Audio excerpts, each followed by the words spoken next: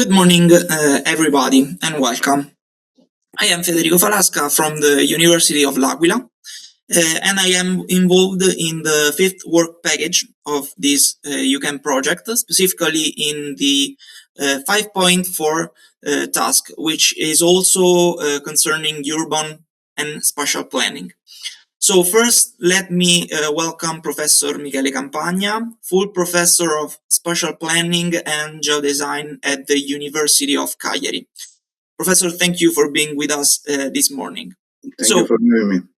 So this thematic workshop will be structured as follows. Professor Campagna will show us what is geodesign and what are the necessities that bring planners and stakeholders to rely on this methodological approach.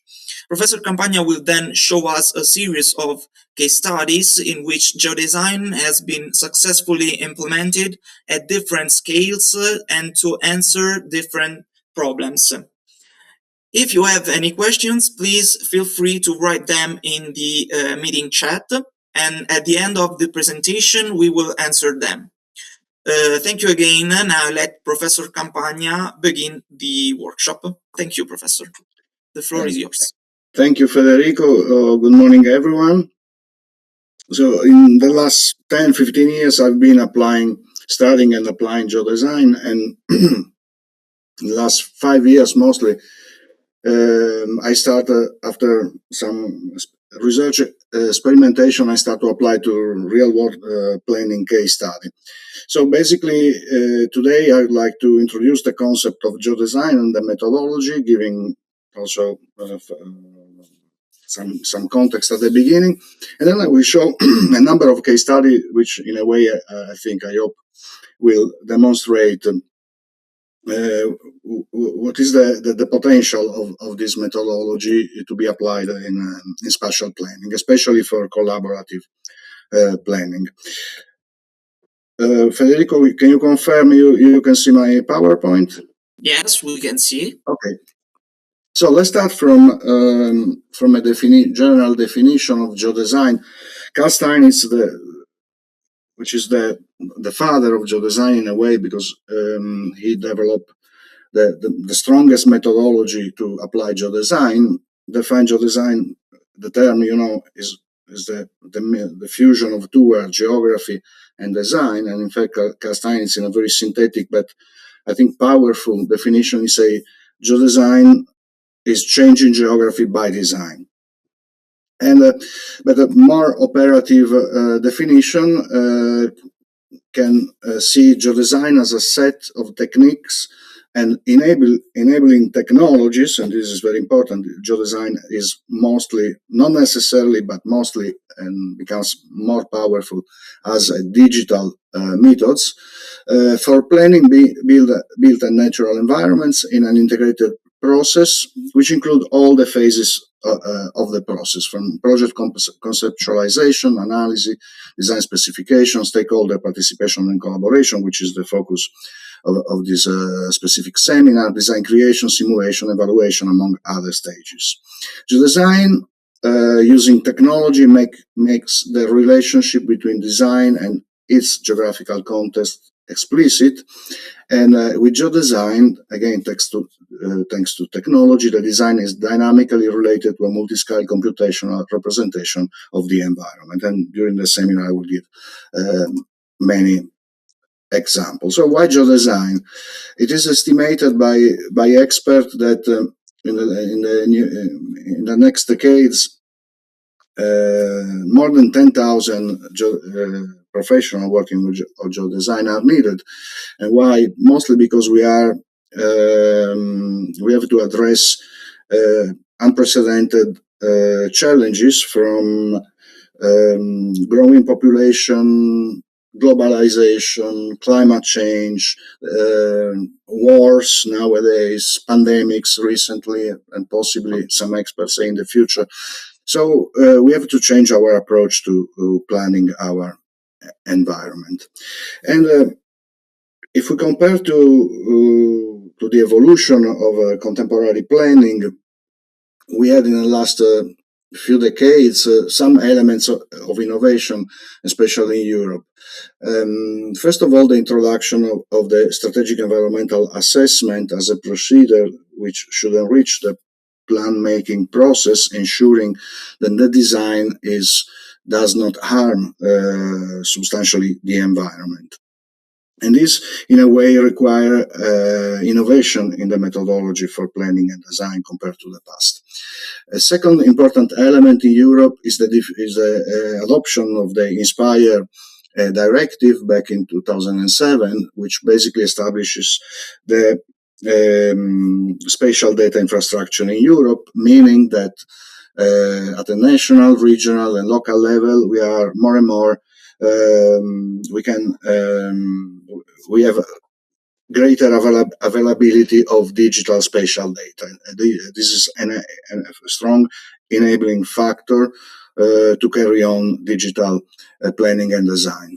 More recently, after the pandemic, the European Union and the European Commission promoted, as we know, policies on the European Green Deal, which basically propose a green transition, but also a strong digitalization. And in the background, we have always these sustainable development goals, which are basically mostly accepted worldwide by most countries, which, among the other, in SDG 11, propose the development of smart communities, thanks to involvement of the communities in the process of managing the territory, the cities, the environment. So this is the background. And again, as we are talking about the digital methods, we should also consider what is the advantage of using technology in planning and design. And I see two main classes of application of potential innovation.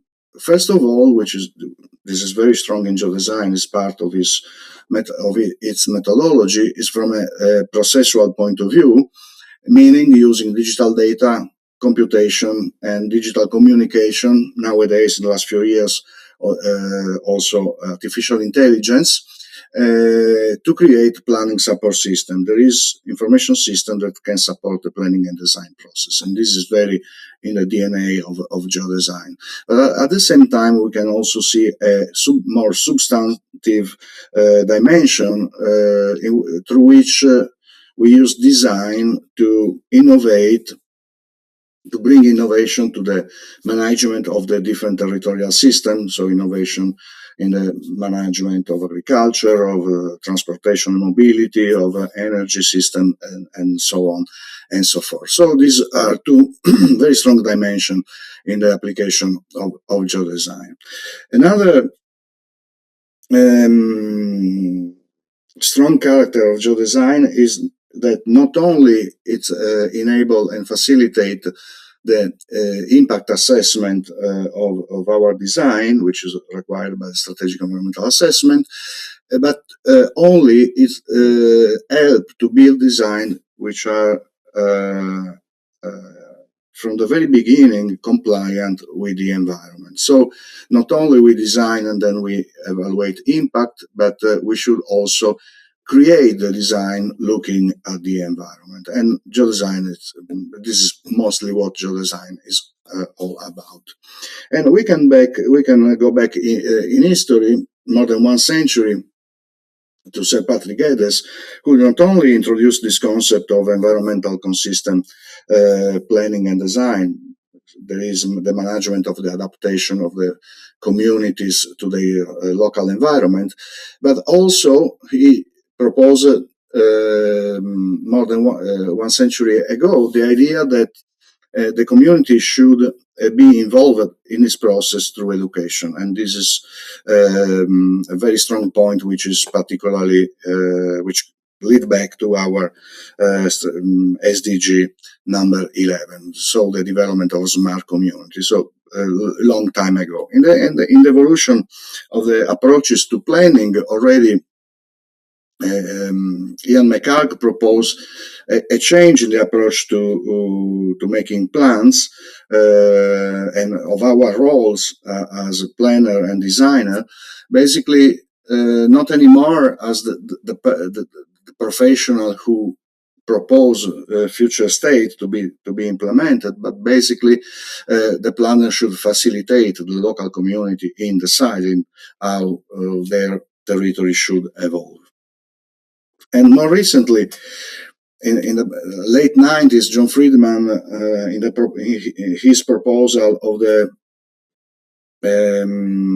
update of the planning curriculum in North America, actually stressed the adoption of quantitative methods and spatial analysis and GIS, which in the 90s at that time were starting to diffuse with a broader diffusion of the personal computer, but also the adoption of negotiation as a mean to help community to come to consensus and to make decision to be implemented in a plan. And so if we look at the evolution of planning theory and planning model, basically we arrive to the most recent approaches where from a more technical perspective, which was typical of the beginning of last century with a comprehensive planning, rational comprehensive planning approach, we arrive nowadays, many scholars agree that a communicative planning approach based on collaboration involving the broader as many actors as possible in the planning process should be the right one, and we basically agree with that. Another important aspect is that I mentioned we are nowadays every day facing very strong challenges, and all processes with globalization go faster, and so we are realizing that the blueprint approach through which, based in our planning tradition in Europe, if not around the world, in which we could do a blueprint plan for the next 2-3 decades to be implemented, which is though based on our local knowledge, is not anymore reliable to deal with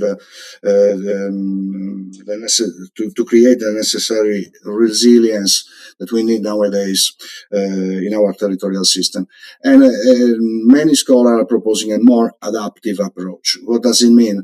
The adaptive approach means the development of agile institutional frameworks which can enable the creativity and self-organization of communities, highly networked and reflective planners capable of spontaneous and imaginative responses to changing circumstances, and inclusive processes to draw on diverse voices and values and multiple forms of knowledge, from systematic and experimental knowledge to tacit and experiential knowledge. And this is pretty much what the communicative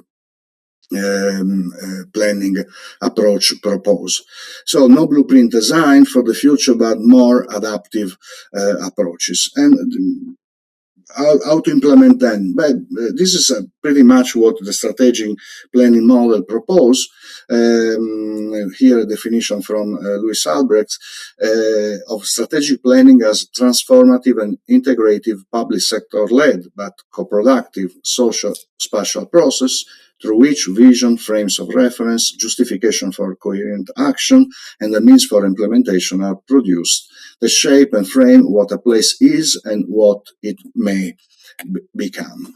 And more operatively, strategic spatial planning can be seen also as a process through which a variety of public and private actors with a stake in the region, such as public sector planners, politicians, private landholders, and organizations representing the community, so a broader group of actors, come together in diverse institutional settings, not the traditional rigid monolithic structure, to prepare strategic plan by developing interrelated strategies for the management of spatial change. And I think this is what we need. And this concept is also very strong in the proposition of another concept, that of territorial governance, as the formulation and implementation of public policy, programs, and projects for the development of a place of a territory, including different type of action, coordinating action of actors and institutions, integrating policy sectors, mobilizing stakeholders' participation, being adaptive to changing context, and realizing place-based territorial specificities and impacts. So this is actually the context in which geodesign has a broad potential. With this strategic approach, we have to deal with interjurisdictional kind of processes. Very often, in order to implement horizontal and vertical subsidiarity, we have to work in multi-scale problem. We have to involve many actors, and we have to deal with the complexity of the territorial system and the complexity also of the governance process. So we need an integrated multi-sector approach. We need to be able to create consensus, and we need to find economic support.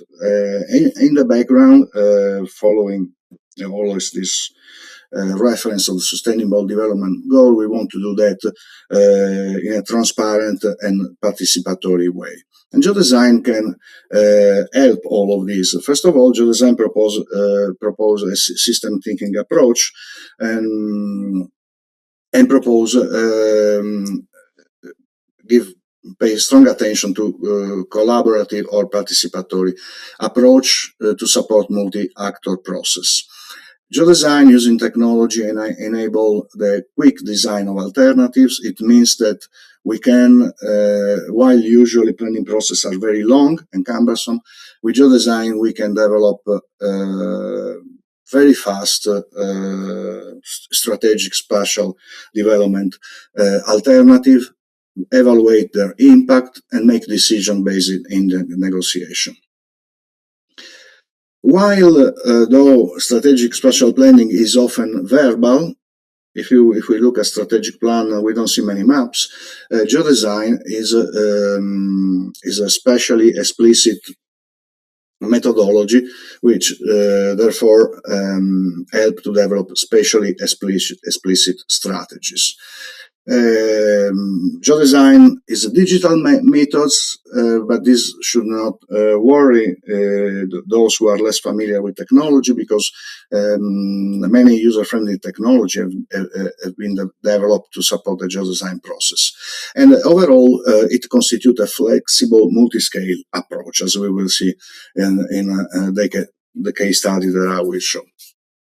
As I mentioned at the beginning, the methodology for geodesign was proposed by Karl Steinitz, emeritus professor at the University of Harvard, and in his book, published first in 2012, he proposed a diagram which say something about the approach. Basically, with this diagram, Karl Steinitz tells us that geodesign is not an activity for one single professional, but geodesign is an activity for teams, for a group of people, which include different roles. Of course, it is a design methodology, so it includes design professionals such as architects, engineers, planners, but also he proposed a strong collaboration with geographical scientists, those experts in air, in water, in soil, in landscape, in biology, in history, in economy, and all the necessary discipline we need to understand a territorial system. It is supported. This collaboration is supported by experts in information technology who should provide data and computational tools and communication tools to support the process, but the process should have a strong involvement of the people of the place. There is the representative of all the sector of the local communities involved in the study area. The geodesign framework is based on 6 models. Representation, process, evaluation models. The first three constitute the assessment part, as it is called by Steinitz. I prefer to call this part the knowledge building part. And then there is a second part, which includes the change model, the impact model, and decision model, which is what more commonly sometimes we call design. But of course, it is all design. The representation model basically deal with describing the study area with data, and we can do that. This is quite intuitive. We do that using data related to the past up to the present. We have almost nowadays real-time digital data, and we can do that. But of course, we want to design not for today, we want to design for the future. So we have to understand how the study area is evolving through the process model, doing simulation and forecast.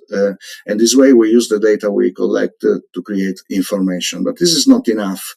We still, to really create knowledge which will inform the change, the transformation proposal, or the development of conservation, in some cases, proposal, we have to create knowledge. And in order to do that, we have to create evaluation models. Evaluation models basically answer the question, do we like or don't, or we don't, how the study area is evolving. So we start with data, with spatial data, we create information, and we include the time dimension, and then we attach our values to this information, and this is when we create knowledge. At that point, based on knowledge, we can again draw possible state we want to achieve in the future for our study area, and this again is data. We assess the possible impact of these future states, future scenarios, and we create information, and based on the information, we once again, through expressing our values, we make decision, and we create knowledge. And if I look at the planning practice, and in this case I refer mostly to the Italian planning practice that I know better, but I can bet we can find similar cases all across Europe. The evaluation model in our plans is always the less developed. We have a representation of the study area, of course. We have the analysis of some ongoing process. For example, our population is growing or moving or changing in composition. But most of the time, we don't have evaluation model. It means that in existing plan, we basically have often a gap between knowledge and design, and eventually our decision. And this is something that Geodesign had to avoid. And this process can be developed by all the main actors which work in Geodesign. There is the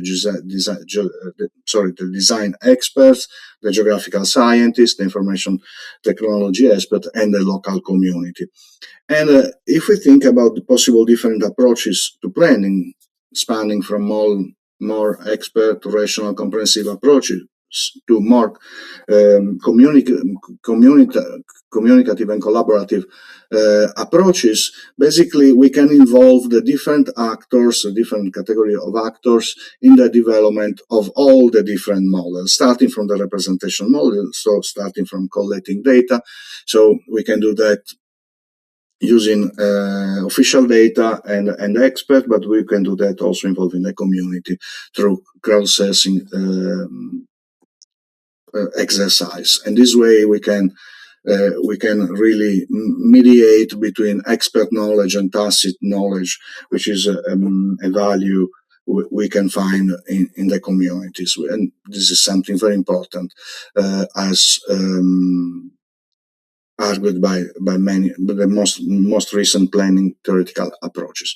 Also, something that we should consider is that the design approach changes with scales. So the main role which we want to involve in a geodesign study have a dominant role at different scale. When we are at a very large scale, so small areas, probably the design professional have more to say. When we go to the small scale, there is very large areas. Think about climate change and climate planning. That is a global process, and in this case, they are not anymore the design professional who have a prominent role, but mostly the scientists. And in between, we can find many different nuances between these two extremes, and the methodology change with the scale. Okay, now how do we implement this methodology in practice? We implement it through geodesign studies, the central part of which are geodesign workshops. Geodesign studies can be lengthy, during, in my experience, several months, which is shorter than many planning processes. But the moment in which we involve the community to go to knowledge creation, to make final decision, it is very short and can be implemented in collaborative, intensive workshops. So we'll give first a technical example referring to a former case study of mine from 2016, and I will explain the geodesign workshop and geodesign study a little bit in more technical detail, and then I will show a number of case studies in which we apply this approach. The first case study that I developed was a research case study involving mainly academics, although several representatives from professional bodies and public administration were invited to participate. It was a study of basically the development of the new, at the time, newly established metropolitan city of Cagliari. This is an area in South Sardinia, in Italy, which involves 17 municipalities. And basically, as this administrative level metropolitan city was just established in Italy, nobody really thought about this kind of planning unit before. So we gather at our university a group of researchers with different expertise, and we start to analyze the study area, try to identify the most prominent social-spatial processes, and we start to collect the data, and we identify 10 systems which we believe were important for the development of the study area. Cultural heritage, ecology, hazard, risk, tourism, commerce and industry, agriculture, high-density housing, low-density housing, transportation, and smart services. For each, we start to collect data, and for each of these systems, we develop a representation, a process, and evaluation model. And the development of the evaluation model culminated in the development of one so-called evaluation maps for each system. Geodesign adopt a specific color code, a color representation language, and so the evaluation maps with a very simple color coding which recall the traffic light, red, yellow, and green, basically map where for each system either transformation or conservation action are required. When an area is red, for that system, no action is required, because basically the red areas describe where the system is working, is existing and working well. If I'm talking about green infrastructure, for example, natural forest can be considered existing and working well part of green infrastructure. The same for all the other systems. Yellow means that there is a feasibility, any kind of feasibility problem in applying action in that system for those areas, and green express a level of suitability from the lighter green to the darker green.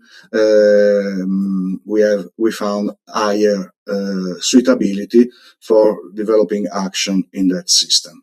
And this is basically the input. These are the knowledge synthesis that we use as an input in Geodesign workshop. I documented in a paper back in 2020 the methodology to develop this evaluation map from the general system description in the study area at the scale for the objective of the planning exercise, and then to the modeling of the different criteria which are needed to express, to find the different classes to be mapped in an evaluation map down to the data. So if you are interested, you can refer to this paper. Then we set the dimensional target for each system. We use impact score across among system, and we use usually also unit cost for action in each system, so that we can also estimate the cost of proposed action. And at this point, we are ready to run a workshop. Workshop can be run in a room, as I always prefer the personal contact rather than working online, but we also have a successful experience in implementing Geodesign workshop online. So basically, a workshop usually lasts between 9 and 12 hours. Most of the time, I think 9 hours are enough. In the first period, in the first time that we applied, that we ran Geodesign workshop, we usually run intensive workshop in a couple of days, 2 subsequent days.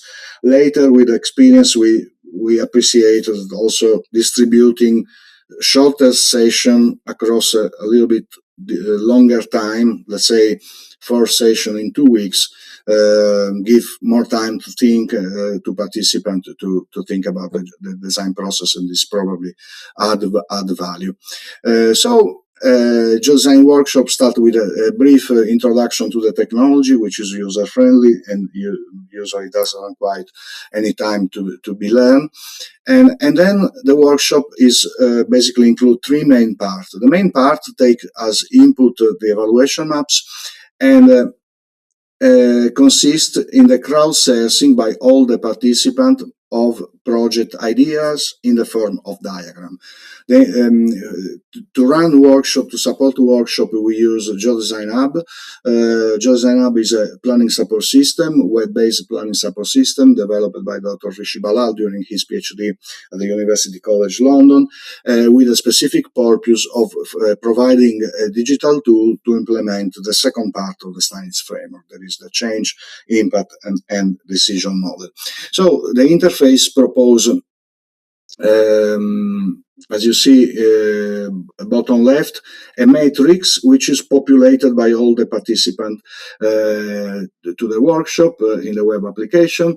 The matrix is organized by columns. Each columns represent a system, and participant can add a new diagram to the columns, which originally the beginning is empty, which represent a specific project or policy referring to one of the specific system. And this is the first part, which usually lasts between 1 to 3 hours, depending on the setting of the workshop. Once a number of design ideas are collected in form of diagram, in the second part of the workshop, either political or spatial groups are created, and this group may have different interest objective in the study area, and so they all can use this crowdsourced set of design idea by selection to create integrated synthesis. This part, the second part, usually is carried on iteratively. Usually we have between 3 and 4 iterations in the creation of the synthesis. This help to improve, and usually we with experience and empirical observation, we realize that after the third, the fourth iteration, usually the synthesis is not improved anymore. So usually we have 3 iterations, and then we compare the different syntheses created by different groups with different interests, and by mutual assessment we create coalition, which will then negotiate in group of 2, and through two iteration of negotiation we arrive to a final synthesis. And the final synthesis usually include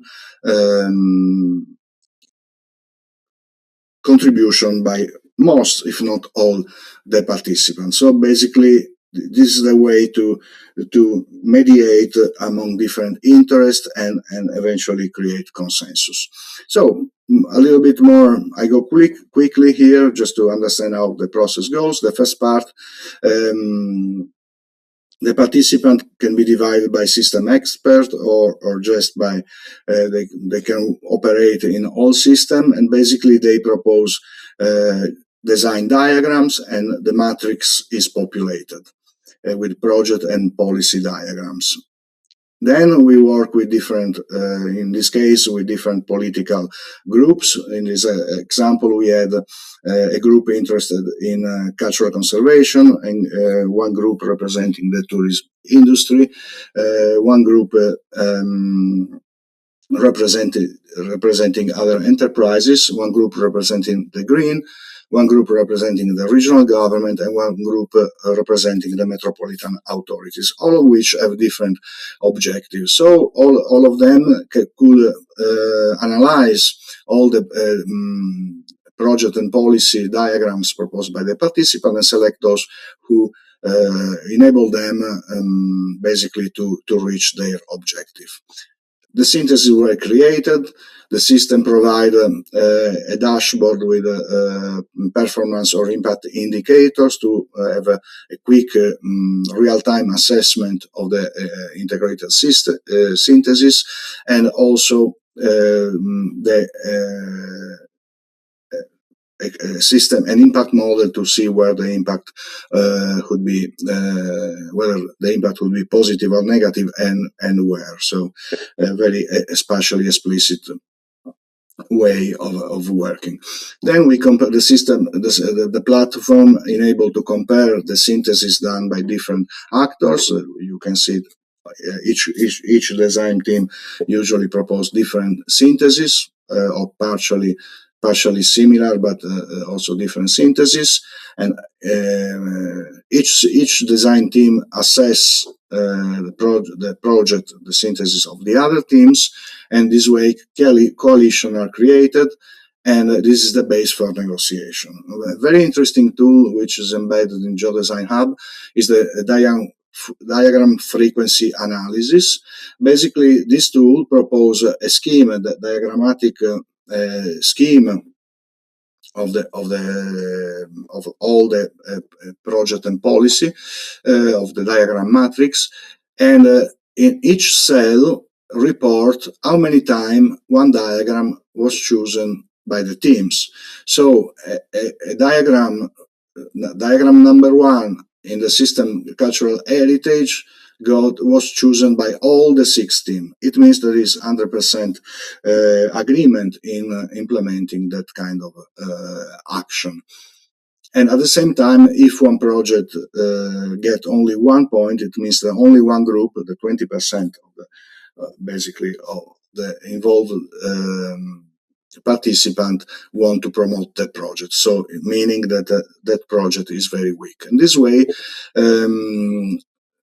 this is very, very interesting information to carry on negotiation. Then the coalition compare side by side their synthesis, and the system offer different tool, and eventually after negotiation we got to a final design, which again bring contribution by most of the participants, if not all.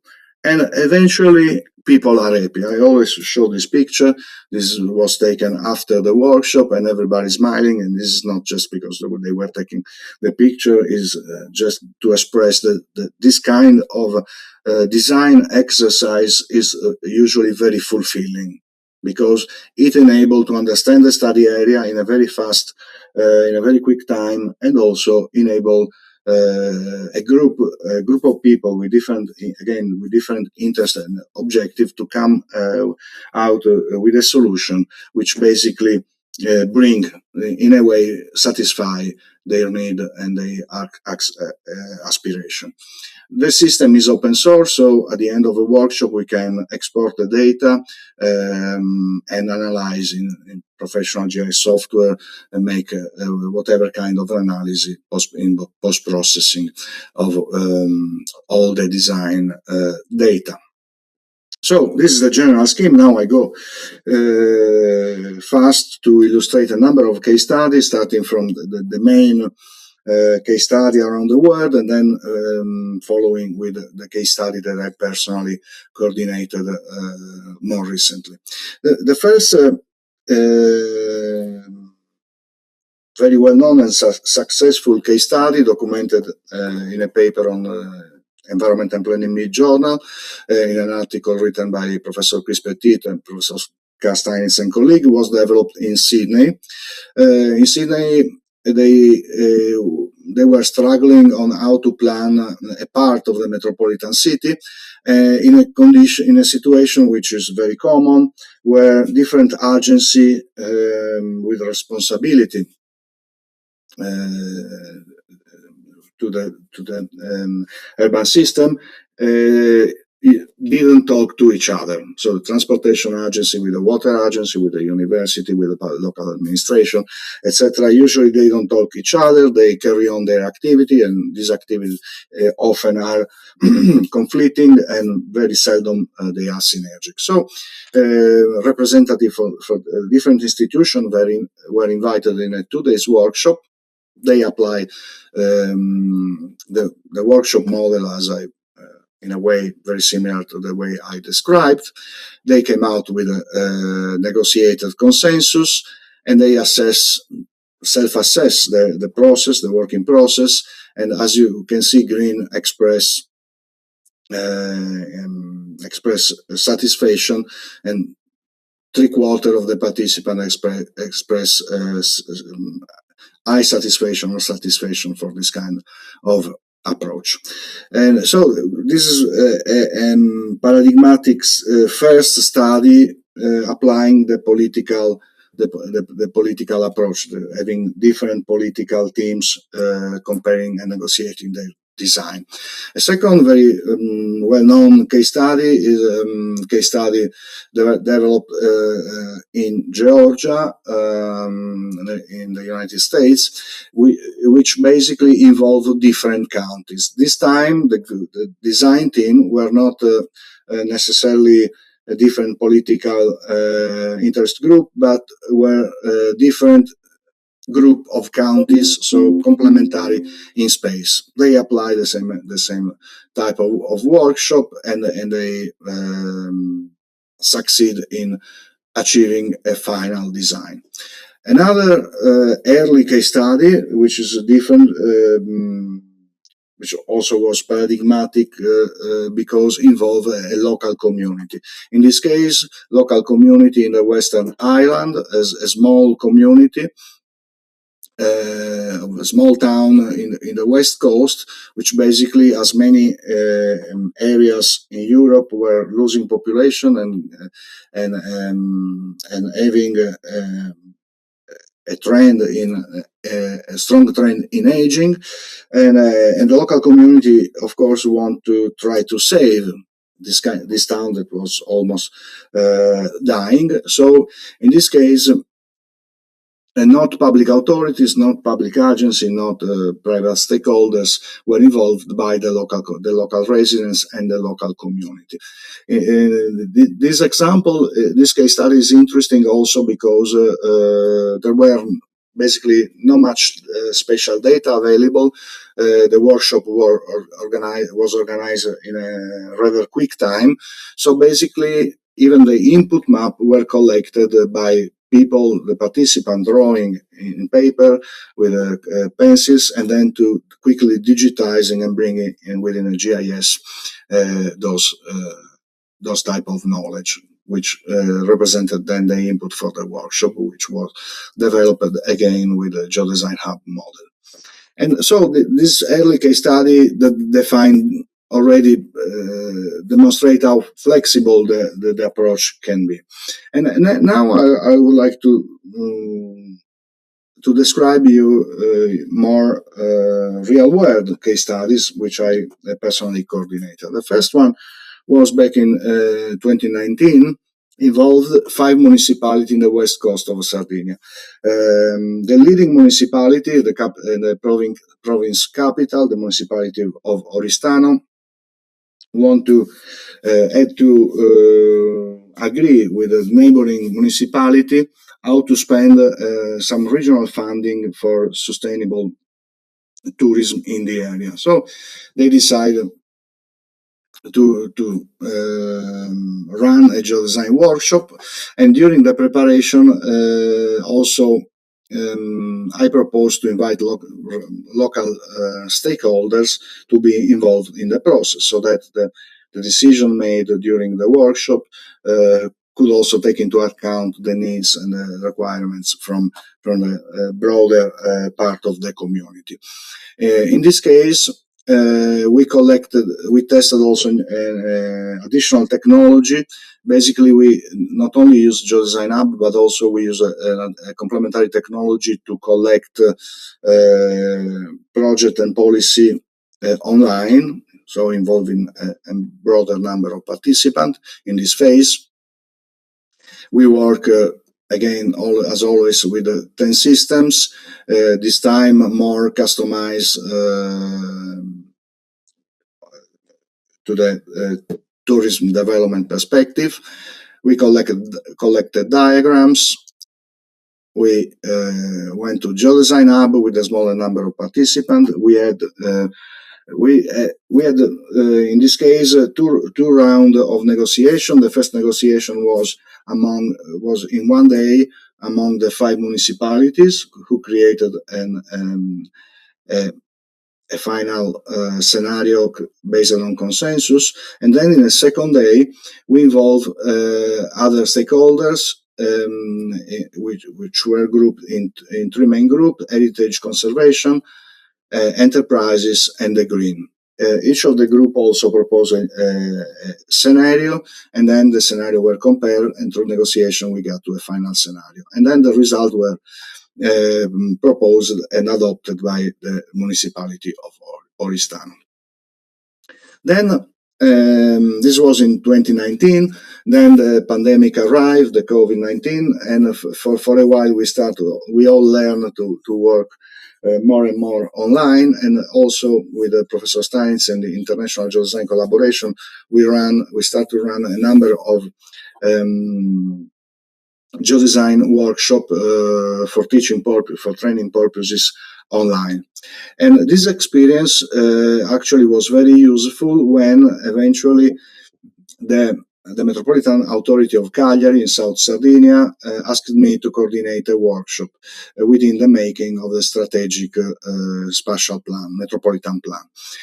We ran a workshop, and mostly we finished the job in 3 sessions across 2 weeks. Each session lasting between 3 and 4 hours. Through this workshop, we basically enabled the 17 municipalities, the representative of 17 municipalities, to express their voice in informing and contributing content to the metropolitan level plan. I go fast here. We collected more than 250 project and policy diagrams. The municipality were grouped by space. Each design team created a number of through iteration, a number of scenarios, and then we compared as usual scenarios, and we come out with a final design based on consensus, and all this design was included in the final planning strategic plan document. So very successful experience, and the plan was adopted in 2021. More recently, I was contacted and asked by some organization of active citizenship in the municipality of Quarto Sant'Elena, again in South Sardinia. And this municipality basically have the town center, which is an historical town, and then a very sparse residential development on the coastal wing. And this coastal development, low density coastal development, was basically unplanned. So all this area lack of services, and the community suffer very big problem. But when the citizens living in this area go to the municipality, most of the time they are not successful in getting what they need from the public authority. So basically, we organize a workshop, and in this workshop, all the local residents, a group of local residents of different age, background were involved, and we applied the usual workshop setting. We collect the diagram. We create synthesis, again with grouping the participant by space, by neighborhood, please, 5 neighborhood. And then they develop their synthesis, they compare the synthesis, and they could get a final scenario, and they were happy. In this case, also, we ran, as we always do, we ran a post-workshop survey, asking several questions. I'm sorry, these are in Italian, but basically 5, just to give you an idea of how this kind of workshop are received by the participant. It is like a scale. 5 means very good, 1 means bad. And to all questions, are you happy to having taken part to the workshop? Most people, yes. The tool and techniques that we use in the workshop were reliable to reach the objectives? Mostly yes. Are you happy with the final design? Mostly yes. Your knowledge of the study area through the geodesign exercise improved? Mostly yes. And this is the typical result of the geodesign workshop. The most recent workshop we developed together with the group of the University of L'Aquila, Professor Marucci, Professor Fiorini, Federico. We work all together for supporting the province administration in making the new territorial plan. And this is the most important and most, I believe, successful and most important case study, because it involved a broader area, a bigger number of participants, and the results were very well received by all those involved. So we applied the usual model, project ideas crowdsourcing, design synthesis, comparison, and negotiation. The workshop was organized in 3 main meetings and a final plenary for the presentation of result.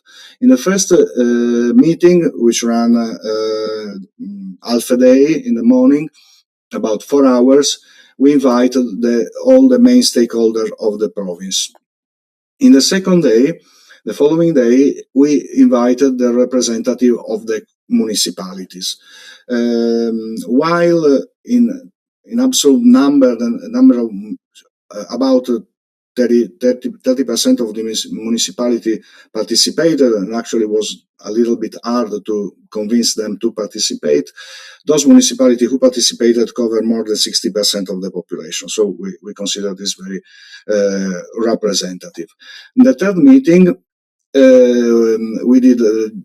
we carry on the design synthesis and then negotiation, and we got a final design. So the process was extremely intense, fast, but at the same time very efficient and successful. And then we had the last meeting to the presentation of the final result. We use in this case 10 system as usual, green infrastructure, water infrastructure, agriculture, commerce and industry, transportation, energy, housing, services, tourism and cultural heritage.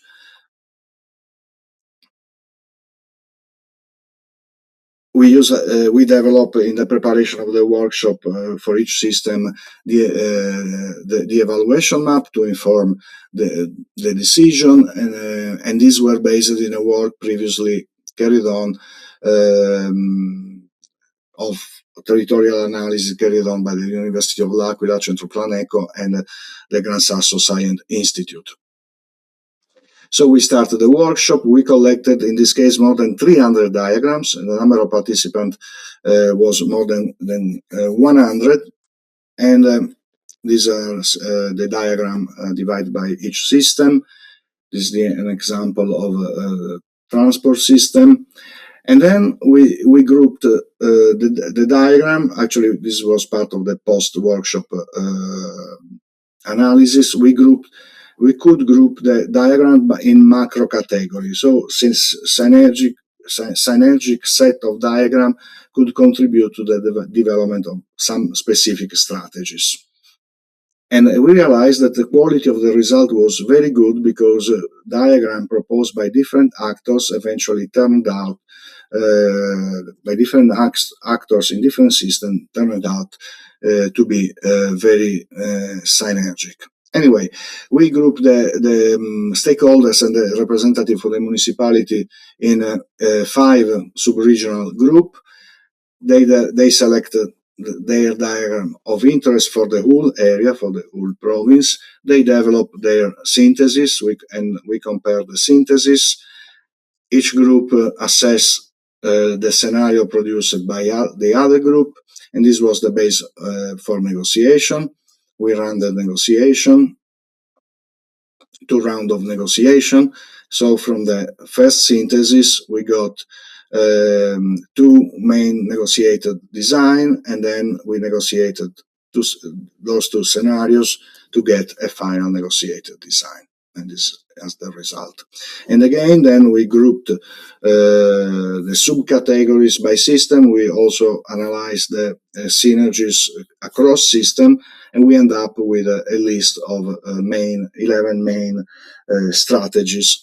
And these strategies, of course, include from bottom up all the needs and the requirements from the participant, the representative of the communities. The last example, and also is the application, just to show the different type of scales that we can apply and settings we can apply in Geodesign, is the application of Geodesign for climate planning. This work is a work I've been involved in the last 3 years in a project carried on by within the framework of the International Geodesign Collaboration. And the project is called Global to Local to Global Climate Mitigation Process, and the process is coordinated by Professor Castagnitz. The GLG project proposed a framework for climate mitigation planning, and I had the chance also to apply this framework and to make further experimentation in the GDQ project with Francesco Scorza and his colleague at the University of Basilicata. When we talk about climate planning, we know that we can consider planning climate adaptation and climate mitigation. I would consider climate adaptation, which means how to address the impact of climate change, a more local type of design and planning. And to me, this is understood.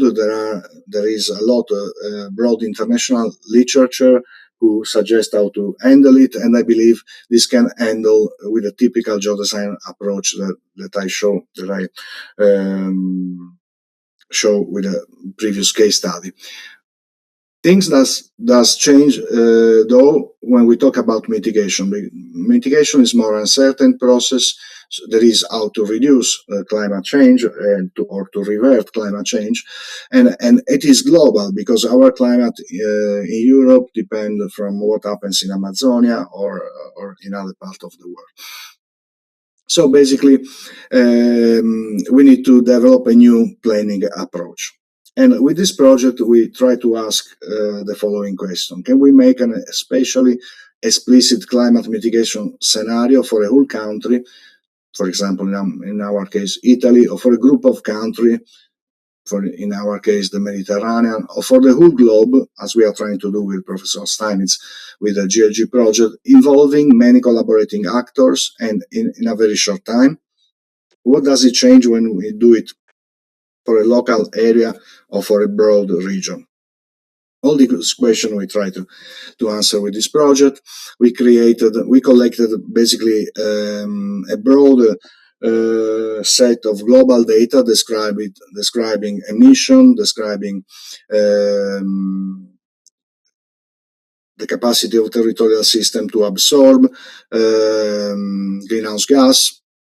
And then we ran a number of different workshops at the Mediterranean, Italian, and regional level in the region of Sardinia. The idea was to test how the geodesign approach changed at different scale.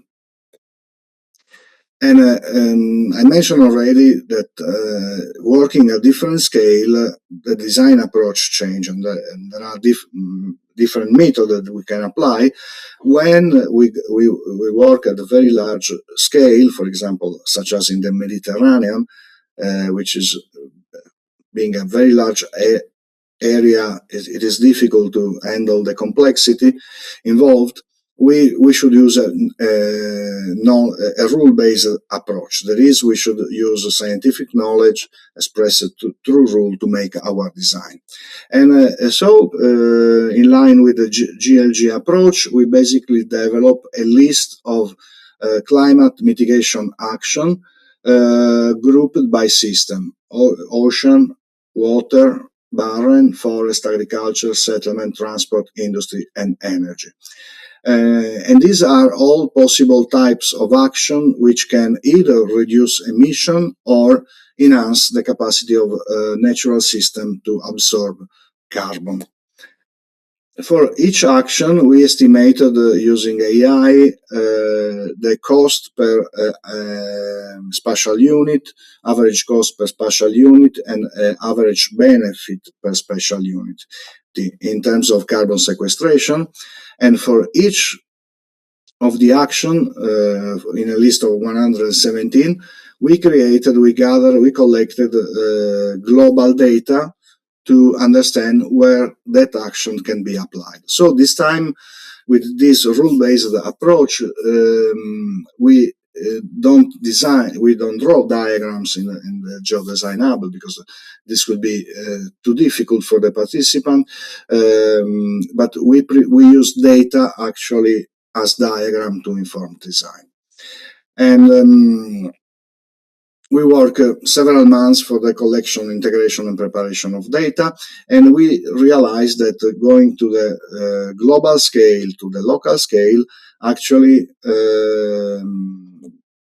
the data show different uncertainty, lack of accuracy. So the idea is that we can work at a very small scale with global data, but then when we go to local data, and this is the idea of this global to global project, we can substitute the global data with the local data and increasing the accuracy when we work in a smaller area at a larger scale.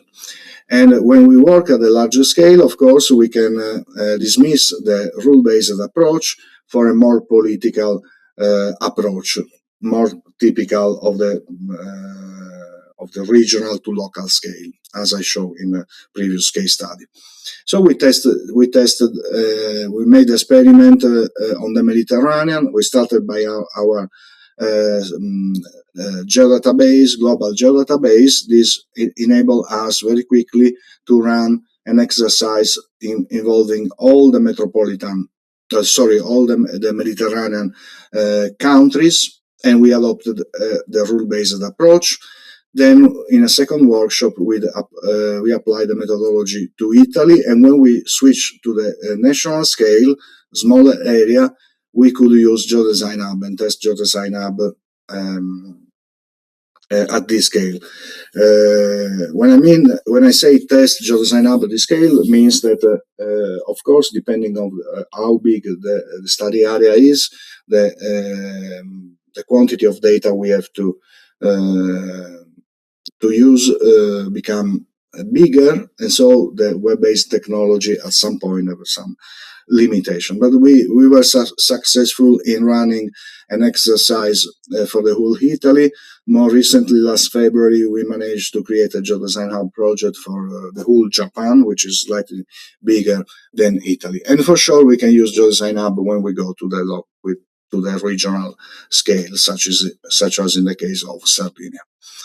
And these are some example. We start from we use our global coverage with data about emission and sequestration capacity of natural system to explore the area.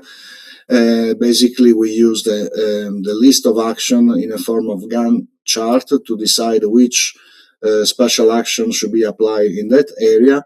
We specialize the result and we evaluate benefit and cost. This is the case on the Mediterranean. Some example of the result of the workshop.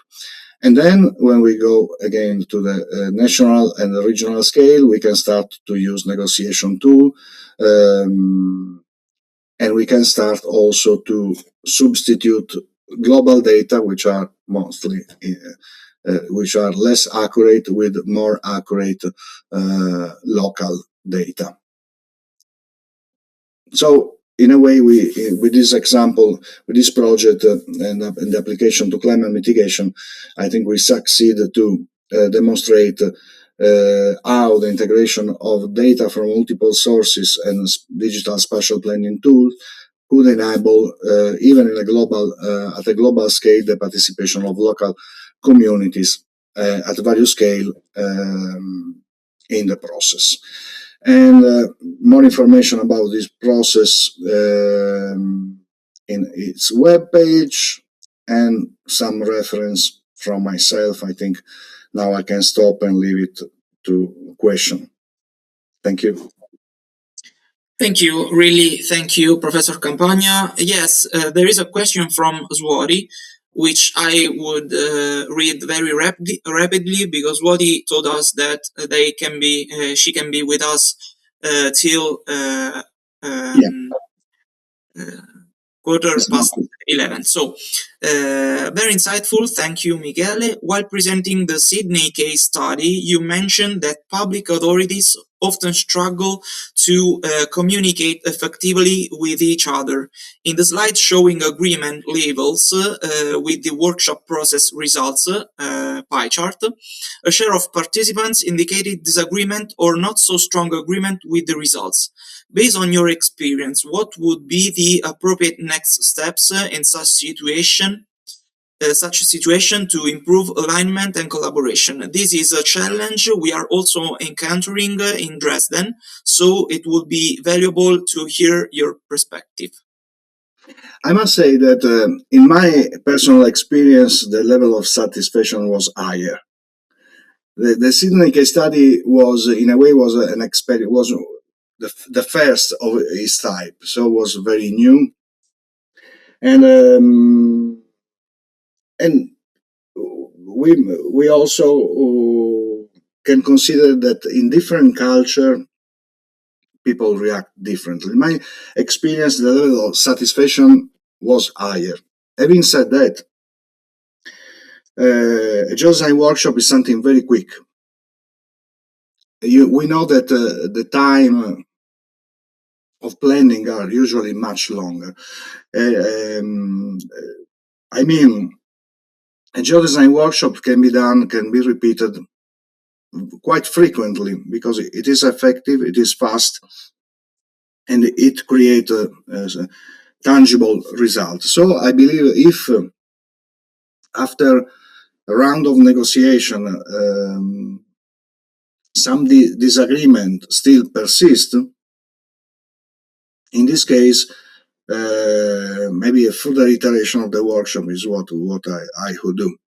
And slowly, it depends very much also, I believe, on how the workshop is conducted, because it is up to the coordinator, to the coordinating team to make people comfortable, to create a collaborative rather than competitive spirit. If this happens, usually people are happy eventually, and the level of disagreement is very small. Thank you so much for your response and for the presentation. Thank you. Okay, thank you. Are there any other questions from the participants?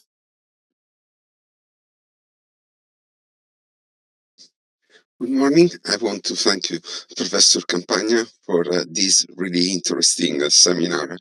I have more or less 10 questions, but I try to summarize. What do you mean with political groups? Who are the actors who compose the political group? Just politics or politicians, or also stakeholders and other kind of groups? And it depends from we have flexibility on this. It depends from the case study. I try to describe different case study also to show this. In some cases, for example, if you have like in the case of the province of l'Aquila, we use mixed group by space. So we consider in the province of l'Aquila, which is quite broad, is a large province, we consider sub-region, and within each sub-region, which label the group, we had both representative of the local municipalities and other stakeholders. And in the Oristano case study, which was a smaller area, basically we had one group was the composed by the local municipalities, and then we had three groups with very different political interests. The Green, interested in preserving the environment, the cultural heritage related, preservation related group, and the private companies. So in this sense, they were all external actor to the municipality. So depending on this is basically is a part of the definition of the decision model in the geodesign framework. I gave only a brief description of the geodesign framework, but it is more complex than that. And basically, the six model usually are run 3 times in 3 main iterations. When you start a study, you first try to understand. You start to gather data to understand the study area, how it may evolve, and you go from the representation through all models up to the when you arrive to define the decision model, to draft the decision model, is the moment when you ask yourself who should participate, who are the stakeholders I want to involve in this study. And at that point, you start preparing your list and start to invite people, and then you go back from the decision model to the representation model, and based on who is participating, you also set all the model in a way that can be useful for them to make a decision. At that point, you are ready to do the last big iteration, which is the implementation. That is, you finalize the input data for the workshop, you run the workshop, and then you conclude the study. So basically, it's up to the coordinator to decide how to join people. Okay. Another question, if it's Yeah. possible. What happens if there are clashes, conflicts between different stakeholders?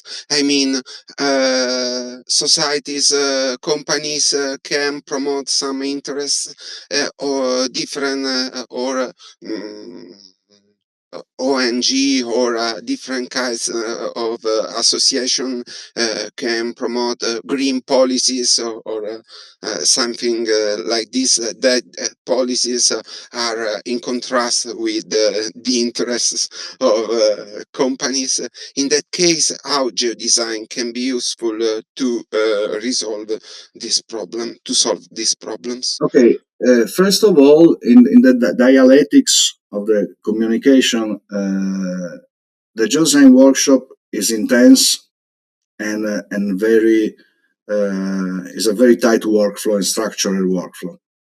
So if it is essential that one way or another, who coordinate the workshop can impose the participant to work that way. But this is something that you can explain. I mean, saying if trust me, if you work this way, if you do what I ask you to do, eventually you will be happy. And basically, even in the case of l'Aquila, which I coordinate, and I was an outsider, people didn't know me, so why should they trust me? But it's also part of technique to. Of course, you don't run a workshop the first time in a such important case study. You try first in a research environment, you try in an academic environment, you make experience, and when you feel you are ready, you can run a workshop. And it's also part of a luck, of course. But overall, as a coordination team, we managed to earn the trust of people. Was not the case in the Oristano case study. When we first invite the stakeholders, a list of like 50 stakeholders to participate to the workshop, we made a first meeting just to explain what we were doing and why we were inviting them. We had a lot of criticism by the participant. And I remember that I did a short presentation. In that case, I got bad question for 2 hours, and it was very hard to answer all of them.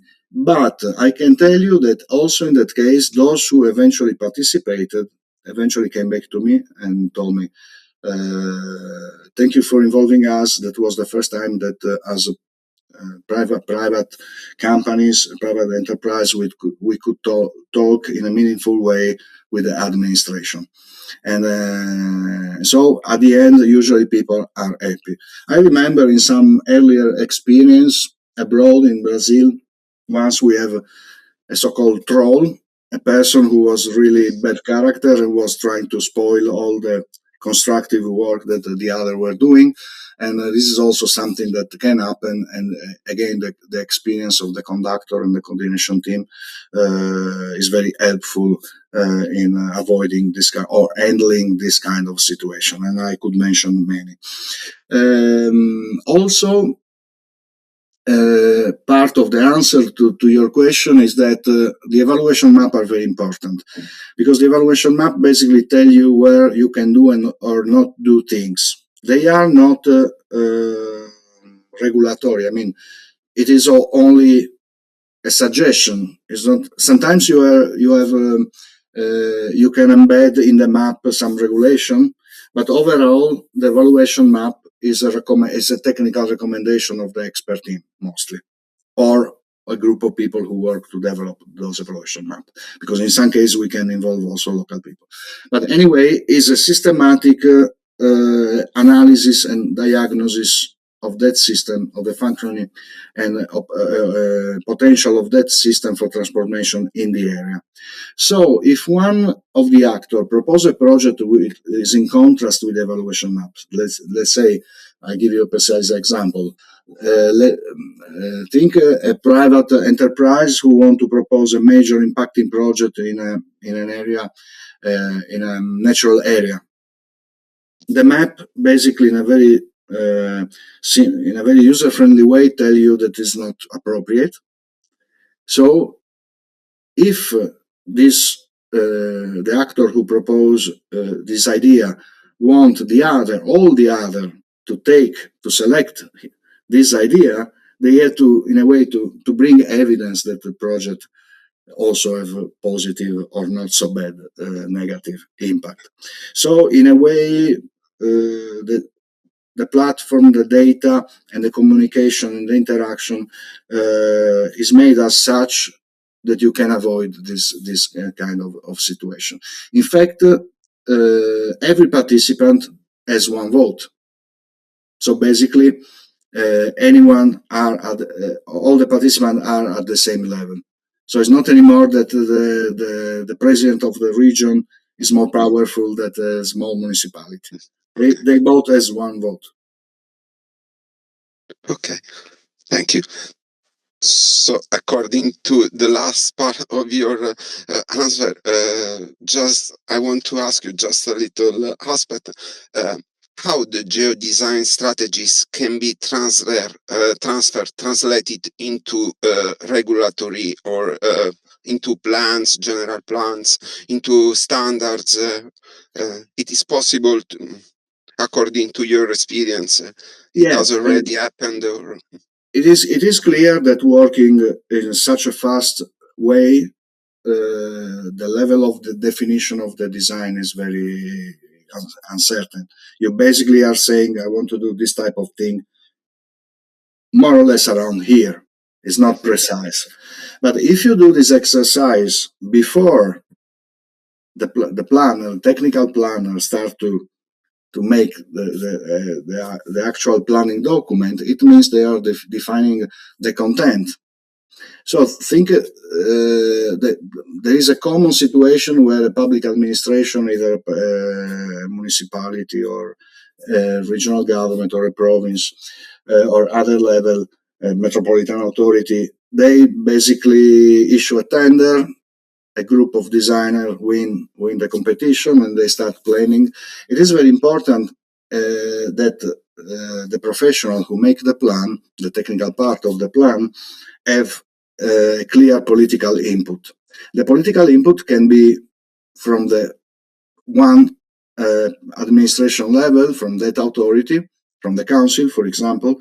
In the case study of Metropolitan City of Cagliari, when we start working, the council already adopted a strategic agenda. So we had a number of objectives and indication on how to deal with different things. And so we took that on board. But in the case study of l'Aquila, this I would say more important and interesting because this time the province adopted a more open approach and involved all the communities since the very beginning to identify which were the most important strategies. And so in this case, the strategic agenda is informed by bottom up by what the community wants. Community meaning, again, all the municipal level, and but also the major stakeholder who act in the study area. And this, I think, is quite innovative. At this point, having this, the result of the workshop can inform the plan making process, the more technical, let's say, part of the plan making process. thank you. Thank you, Professor. Thank you, Danilo. I also have another question. Because in our case, in the UCAM project, there are several pilot cities in which participation could be either in person or online.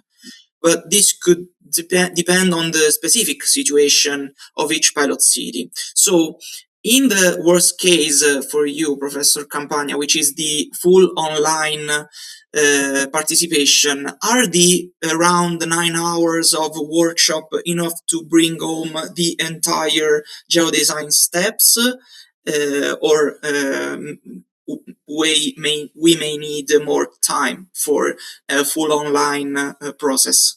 No, in principle, in my experience, 9 hours are enough. especially if divided in multiple sessions, like 3 hour, 3 hour, 3 hour. And in the metropolitan city of Cagliari, which was the main, the first real world important experience in my case, we plan 12 hours, and basically we realized that we could finish in 9. And this means 2 meetings in 2 following consecutive weeks. Okay, thank you. And So, of course, if you know in advance when you prepare, you make sure that you can make it in 9. Yeah, okay, thank you. Are there any other questions from the participant? I don't see anyone in the chat. Okay, so again, I thank Professor Campagna for showing us this interesting approach. And for us, this is one of the most successful, if not the most successful methodological approach, which allowed us to bring together several visions for the areas under study, which for us is the province of l'Aquila.